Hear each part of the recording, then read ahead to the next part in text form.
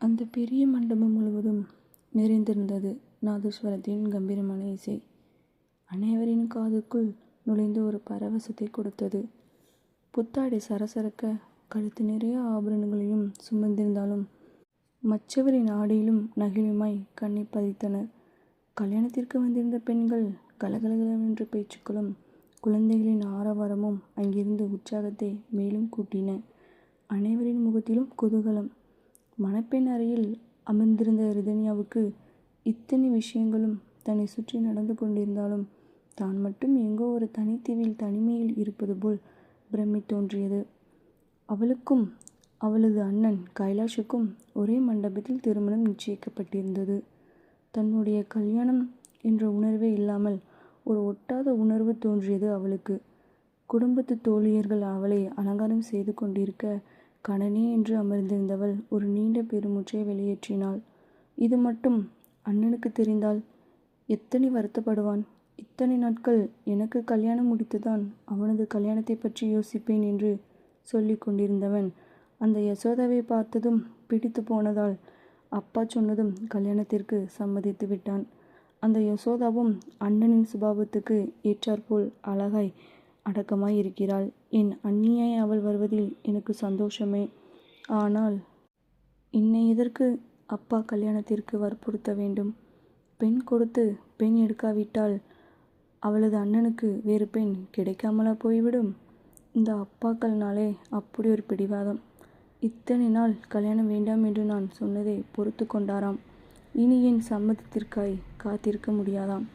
அவரது பாலிய சிநேகிதனை பார்த்து கையுடன் பிள்ளைகளுக்கு கல்யாணம் பேசி முடிக்க வேண்டிய அவசியம் என்ன? அண்ணனுக்கு அந்த யசோதாவை பிடித்திருந்தால் அவன் கல்யாணத்தை நடத்தினால் போதாதா? என்னை எதற்கு இப்படி பாடாய் படுத்துகிறார்கள்? அப்பா வாக்கு கொடுத்துவிட்டால் மாற்ற மாட்டார் என்று சொல்லியே இந்த அம்மா வேறு அழுது கரைந்து என் தலையாட்டலை வாங்கிவிட்டார்கள். அப்பாக்கும் வாக்கு தவறினால் அவமானமாகி போகுமாம். சிநேகிதர்கள் முன் தலைகுனிவு வந்தால் எப்போதும் அதையே சொல்லி குத்தி காட்டுவாராம். அப்பாவின் சுபாவம் அப்படித்தான் என்று எனக்கு தெரியும்தான். அதற்காக யாருக்கும் என்னுடைய விருப்பம் தெரிந்து கொள்ள வேண்டிய அவசியமே இல்லையா? ஏன் இல்லை? அண்ணன் எத்தனை முறை கேட்டான். அவனுக்கு அந்த பெண்ணை பிடித்திருந்தாலும் எனக்கு மாப்பிள்ளையை பிடிக்க வேண்டும் என்று கூறினானே. என் கல்யாணம் முடியாமல் தன் கல்யாணத்தை பற்றி யோசிக்க மாட்டேன் என்று இத்தனை நாள் காத்திருந்தவன் இப்போது ஒரு பெண்ணின் மீது விருப்பம் தோன்றிய நாள் எனக்கு வேண்டாம் என்று சொல்லியிருந்தால் இந்த கல்யாணத்தை நிறுத்தி விடுவதாக கூறினானே. அப்பா ஒன்று நினைத்துவிட்டால் அதை நடத்தாமல் விடமாட்டார். இருந்தாலும் அப்பாவிடம் எப்படியாவது பேசுகிறேன். உன் மனதில் யாரும் இருக்கிறார்களா? இல்லாவிட்டால் கல்யாணம் செய்து கொள்வதில் என்ன பிரச்சனை என்று எப்படி உருக்கமாய் கேட்டான். என்னால் அவனது மனதுக்கு பிடித்த பெண்ணை விட்டுவிட்டு அவனும் வருத்தப்பட வேண்டாம். அண்ணானாவது சந்தோஷமாய் இருக்கட்டும் என்று நினைத்துதான் அன்னையின் கண்ணீருக்கும் தந்தையின் அதட்டலுக்கும் சம்மதித்து தலையாட்டினேன். எனது கனவுகள்தான் காற்றில் கலைந்து மேகமாய் கரைந்து விட்டது. அவனது கனவுகளாவது நினைவாகட்டுமே. ஏதேதோ மனதுக்குள் யோசித்து கொண்டிருந்தவள் தலையில் பூ வைக்கும்போது மண்டையில் ஹேர்பின் குத்தி வழியாகவே ஆ என்று முகத்தை சுளித்தாள். கொஞ்சம் பொறுத்துக்கொள் ரித்து, உன் அடர்த்தியான தலைமுடியில் பின் சீக்கிரமே வளைந்து விடுகிறது என்று கூறிக்கொண்டே மற்றொரு பின்னை குத்தினாள் அந்த உறவுக்கார பெண். அப்போது ரிதன்யாவின் அன்னை மீனாட்சி உள்ளே நுழைந்தார். என்னம்மா, அலங்காரம் முடிந்து விட்டதா?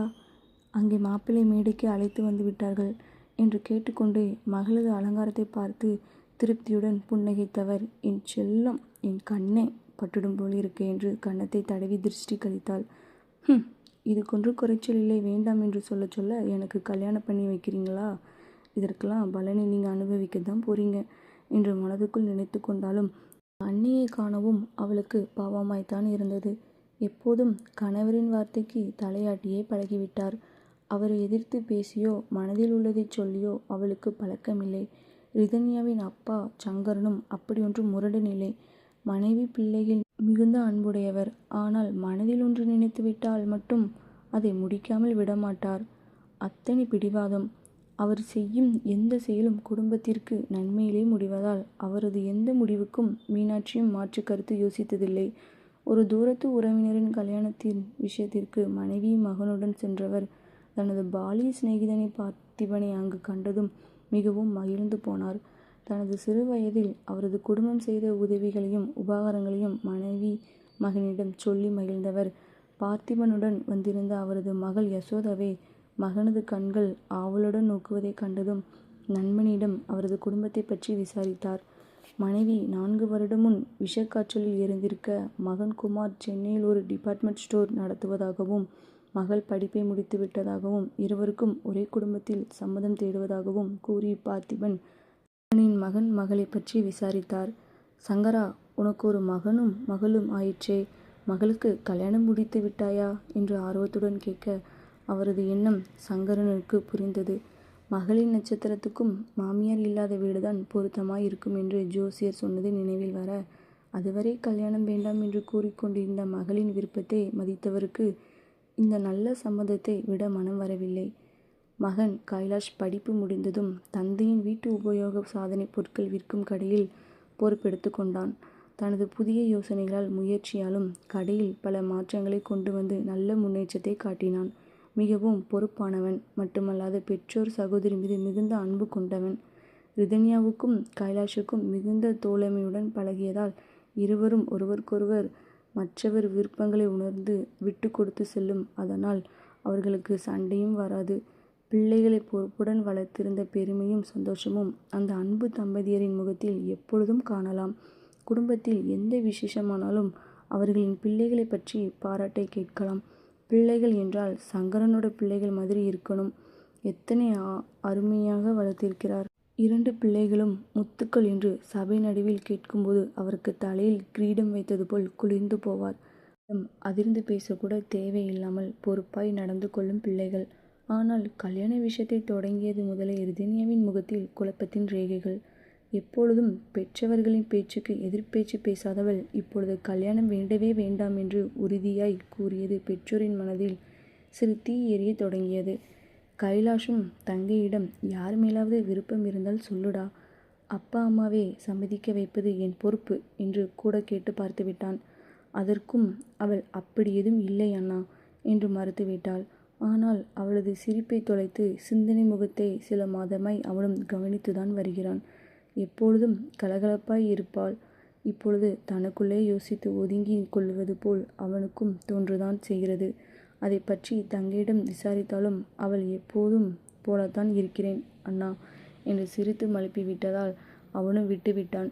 ரிதன்யா எப்போதும் தனது தோற்றத்துக்கு முக்கியத்துவம் கொடுப்பாள். எளிமையான கண்ணை உறுத்தாத ஆடைகள் அணிந்தாலும் அதற்கு பொருத்தமாய் எளிமையான ஆபரணங்களையும் அணிந்து கொள்வாள். அவளை பார்த்ததுமே ஒரு மரியாதை தோன்றுமாறு தன் தோற்றத்தின் கவனமாய் இருப்பவள் இப்போதெல்லாம் அதில் கூட கவனம் இல்லாமல் ஏனோ தானோவென்று இருப்பது போல் கைலாஷுக்கும் தோன்றியது. கடந்த 1 வருடமாக அவள் எதிலும் ஈடுபாடு இல்லாமல் இருப்பதை உணர்த்தும் அண்ணனின் பார்வை அவ்வப்போது தன் மீது யோசனை கலந்த கலவையுடன் படிவதை ரிதன்யாவும் அறிந்துதான் இருந்தாள். தன்னை தனக்குள்ளேயே மறைத்து கொண்டிருந்தவள் அண்ணனுக்கு யசோதாவை கண்டதும் பிடித்துவிட்டது. புரிந்ததும் தான் மறுத்தால் இந்த சம்மதம் நடக்காது என்ற காரணம் புரிய தன் மனதில் உள்ளதை சொல்ல முடியாமல் தவித்தாள். மகளுக்கு ஏன் இன்னும் கல்யாணம் முடிக்காமல் இருக்கிறீர்கள் என்ற கேள்வி வரும்போதெல்லாம் பதில் சொல்ல முடியாமல் மீனாட்சியும் திணறித்தான் போனார். எதற்கு இதெல்லாம் என்று தன்னை வருத்தத்துடன் நோக்கும் அன்னையின் பார்வையை சிறு சிரிப்புடன் கடந்து விட்டாலும் அந்த அன்னையின் வேதனையை அவள் அறியாமல் இல்லை.